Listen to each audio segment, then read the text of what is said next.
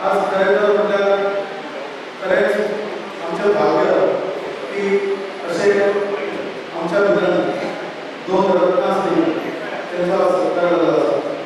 खरें म्हणजे ह्या लोकांचो आदर्श घेवन आमी आमच्या वंश वाडयतना आमच्या युवा पिढीक हें दाखोवन दिता की प्रपंच करतना सुद्दां आपले सामाजीक बांधिलकी कशी जपोवन दवरल्या आनी आपलो प्रपंच एका एका सफल हेजेर व्हरून सुद्दां तेंच्यांनी आपली जी सामाजीक जे आमचे पारंपारीक ते आसात ते जपोवन दवरले आसा.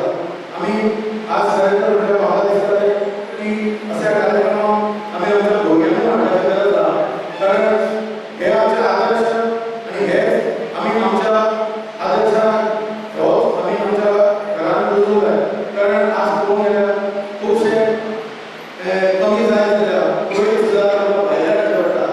तशेंच असले आमचे पारंपारीक वाद सुद्दां थोडे वेळार कमी जायत वयतले.